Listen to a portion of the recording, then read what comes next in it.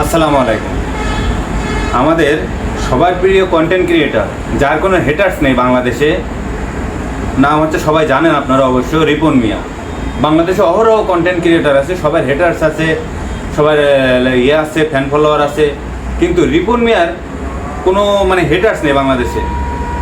রিপন মিয়া একটি পোস্ট করছে 10 ঘন্টা আগে, লিখছে, আমি রিপন মিয়া আপনাদের ভালোবাসা ও সাপোর্ট পেয়ে 2016 সাল থেকে দীর্ঘ 9 বছর ধরে এই স্থানে আসতে পেরেছি। এই সময়ে আমার দ্বারা কারো কোনো ক্ষতি করার কোনো রেকর্ড নেই, কারোর কোনো ক্ষতি হয়েছে তার কোনো রেকর্ড নেই। এমনকি যে কোনো কন্টেন্ট ক্রিয়েটর আমাকে ডাকলে আমি যখন তখন সাড়া দিই।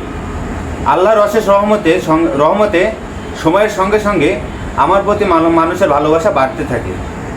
তখন আমার পেজ হ্যাকের চেষ্টা শুরু করে। টিভিতে ইন্টারভিউ না দিলে প্রাণনাশের হুমকি পর্যন্ত দেওয়া হয়েছে। বুঝতে পারছেন ব্যাপারটা? একটা সহজ সরল মানুষ, যার কোনো হেটার্স নেই, সে যদি টিভিতে ইন্টারভিউ না দেয়, তার প্রাণনাশের হুমকি দিছে। আজ সোমবার ঢাকা থেকে কয়েকজন টিভি সাংবাদিক আমার বাড়িতে এসেছিলেন।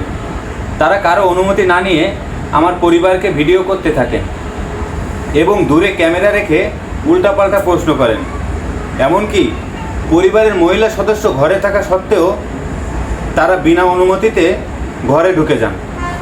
আমি সবসময় বলে এসেছি যে আমার শিক্ষা নেই, পড়াশোনা পারি নেই। স্বাভাবিকভাবে আমার পরিবারের কোনো সদস্যই শিক্ষিত নন এবং কখনোই তারা মিডিয়ার মুখোমুখি হননি। আমি কোনো সময় আমার পরিবারকে ফেসবুক দেখিয়ে টাকা আয় করতে চাইনি। টিভি চ্যানেলের নাম চাইলে আমি প্রকাশ করতে পারতাম, তবে কাউকে ছোট করার উদ্দেশ্যে কখনোই আমার ছিল না। এই ঘৃণা কাজটি যারা করেছেন তারা নিজেদের বিবেককে প্রশ্ন করুন। এভাবে টাকা আয় করে নিজের পরিবার ও সন্তানদের খাওয়াতে যদি আপনাদের বিবেক না জাগে, তাহলে আমার কিছু বলার নেই। সবাই ভালো থাকবেন, আমার জন্য দোয়া করবেন। এই যে রিপন মিয়া যে জিনিসটা লিখছে, আসলে এটা একটা হৃদয় বিদারক ঘটনা। আমাদের দেশের টিভি সাংবাদিক যেহেতু বলেছে, কিন্তু কোনো চ্যানেল, বড় কোনো চ্যানেলের সাংবাদিকরা হবে হয়তো বা, তার কোনো শিক্ষা নেই, কিন্তু এইভাবে তার বাড়ি যে এইভাবে অপমান করা, প্রাণনাশের হুমকি, এটা বাংলাদেশে কারো সাধ্য নেই বলা।